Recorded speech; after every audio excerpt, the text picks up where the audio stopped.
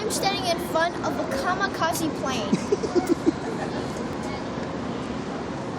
And there it is. There it is. It is tiny. And I read this book that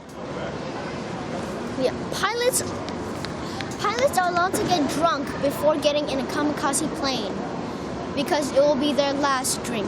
Dun dun dun.